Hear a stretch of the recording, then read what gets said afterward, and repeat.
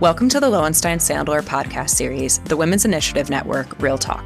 I'm Rachel Dickovics, Counsel in Lowenstein's White Collar Defense Practice Group and a member of the Women's Initiative Network at Lowenstein-Sandler. Before we begin, please take a moment to subscribe to our podcast series at lowenstein.com/podcast or find us on iTunes, Spotify, Pandora, or SoundCloud. Now let's take a listen. Welcome to the Women's Initiative Network, Real Talk. I'm one of your hosts, Megan Monson, partner in Lowenstein-Sandler's Executive Compensation, Employment, and Benefits Practice Group. Thank you, Megan. Joining you, Diane Moss, Counsel in Lowenstein's IP Commercial Transactions Group. Pleasure to co-host with you today and looking forward to our conversation with Maria Prince. And to that end, on today's episode of Real Talk, we're extremely fortunate to be joined by Maria Prince, who holds an M.B.A. and is certified by the National Association of Corporate Directors. Maria is a board member and senior executive advisor, most recently serving as global head of ESG and supply chain risk at DuPont. She serves on the advisory board for Dartmouth's Tuck School of Business Executive Education, as well as serves on the board of the Business Consortium Fund. We've asked Maria to join us today to share some insight into her career path and to share her wisdom with our listeners, in particular, those who are interested in pursuing positions on a board of directors.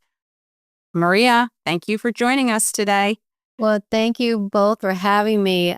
This is exactly the type of room I love being in, talking to other women about how we can help each other. So thank you for having me. Our pleasure. So I think we should just start with the basic. We'd love to hear about your career journey for context. And do you mind sharing a bit about it, your path? No, I don't. I started my career at PepsiCo 25 plus years ago, thinking that would be the one chapter of my life that I'd work there forever, like most of my relatives do when they go to a company. But that started a career path of working for some of the largest companies in the world. Companies like Walmart, Zelle, Cisco. And I learned through those opportunities, not only traveling the world and being in different manufacturing locations and different areas, but how complex business is and how what you do in one area can affect getting customers' product in another country. Like what we did in Thailand could affect what happens in India or China or anywhere else. So the world is really not that small. So what that did for me, it helped me understand what I needed to do to bring true value to the companies that I was working with. It was more about not just operational, but understanding risk. And so I've always, been drawn to that type of complexity. And so as I continued my career, I started getting involved in ESG and sustainability and supply chain risk. And that led me to my recent role at DuPont, where I led, as you mentioned, the ESG and supply chain risk area across 40 different countries. And so my journey wasn't a straight line. I worked for a number of different companies in a number of different industries, but the common thing was always moving to more complex and more areas of opportunity where I could really hone that skill, which eventually led me to the boardroom, because those are the type of skills boardrooms are looking for. So what prompted you to seek your first position on a board of directors? Well, it's so funny. I didn't really go looking for it. It kind of found me. I was early in my career, and again, sponsors are really important. And one of my sponsors gave me an opportunity to do an assignment where I was reporting directly into the board of directors. And what I quickly understood about how they operated is that, when you're in operations and you're doing your job, you're looking at how can I fix things? How can I make them better? What processes are out there?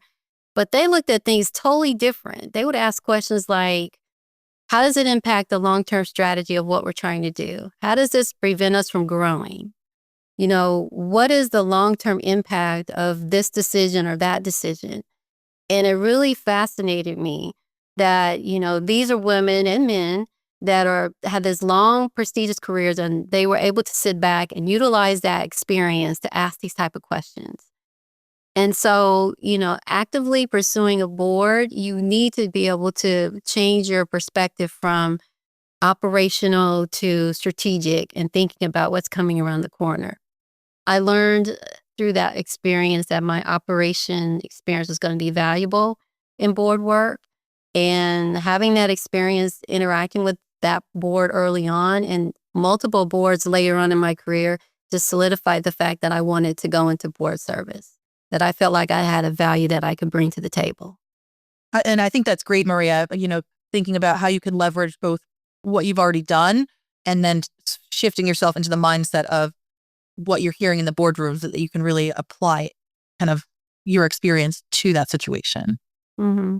The hard part for many of us is to convince yourself that your experience is valuable and that you belong there and that you don't have to check all the boxes, that you can utilize the experience you have to position yourself for an opportunity. Yeah, and I think that's actually a critical thing to say, because I know, at least myself and some other women I speak to, it sometimes is harder for us to feel that we can do something if we don't check all of the boxes. And so to hear, someone as successful as yourself, that you're able to do that and to kind of reframe your thinking, I think is a really important piece of advice. And your exposure to that additional lens that was being, people were looking through at the C-suite level, I think was invaluable. And I do think it's, really important for women in particular to continue to rise up into positions of power, whether it's the C-suite, partnership, boards, et cetera. What are some of the things that you did to prepare yourself, in addition to what you've spoken about in terms of how you were exposed and how that gave you some awareness, but to prepare yourself to serving on a board and finding those opportunities? Well, you have to be, once you decide that you want to pursue it, and maybe you haven't decided, but you've gotten exposed to boards, you really have to treat it like a career goal. You have to be intentional, you have to have a plan, and you really have to get honest with yourself about where you are. So you have to do what I did. Is I did a gap analysis. I did a gap analysis, and there's really two areas that you have to focus on in your gap analysis. Your governance gaps. Do you know how boards work? Do you know what the committees do? Do you know what the fiduciary responsibilities are of board? Do you know how they govern? And functional gaps. Are you familiar with the financials and how to read them, and the audit committee and some of the functional things that a board does? And so for me, on the governance side, I had gotten a lot of exposure working with boards and the corporations that I was with, but I decided to join NACD, the National Association for Corporate Directors. And they had a certification program. And I tell you what, that was the most valuable thing I could have ever done. I've sat on a number of nonprofit boards. I've sat on advisory boards throughout my career. And they really do teach you some governance and cadence of how boards work. But NACD helped me understand how corporate boards work and how they work in a way that I saw when I was doing some of those early career and some of the things I talked about earlier. So to get an NACD certification, it is not easy. 20 hours of study and preparation to sit for the exam. And then you sit for the exam, and it's about 4 hours long. And it takes you through kind of the functional ways of how boards work. But one thing that I found, it takes you through scenarios like you're in the boardroom. So it takes you through, these are the scenarios, what should you do in these different areas? And so to me, it was one of the most valuable things I could have done. And you don't have to be late in your career or a corporate executive to be involved. They have an accelerator program that you can join. You just need to sit on a nonprofit board, sit on some type of board. It could be your, community board. And for 2 years, they give you a chance to train and learn and study. And I did that, and that was one of the most valuable things I ever did, along with the experience that I got through some of the other board work that I've talked about.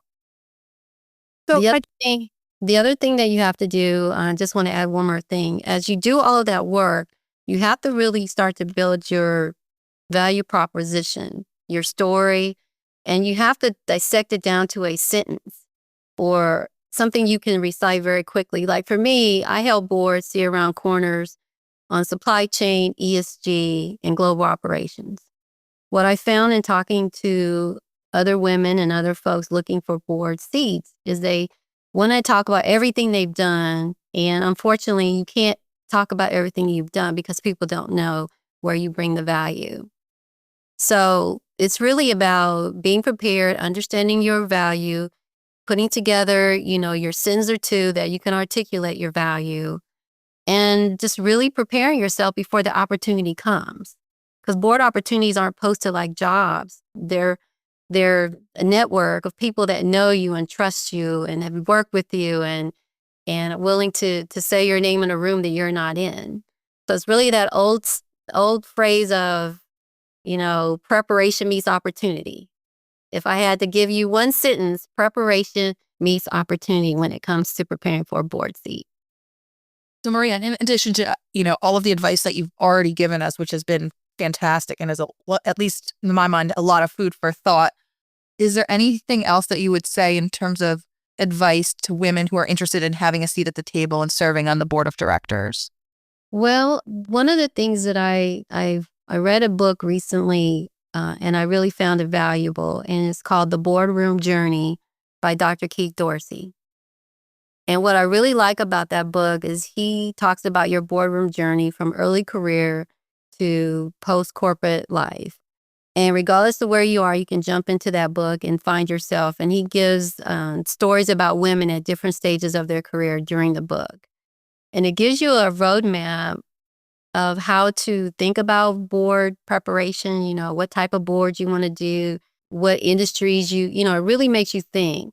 And I wish I had had that book sooner because I spent a lot of time figuring that out on my own, with the help of some mentors, but this book is a really good roadmap. So that's one that I found very valuable in helping me solidify what I'd done and then found some additional gaps on things I need to work on.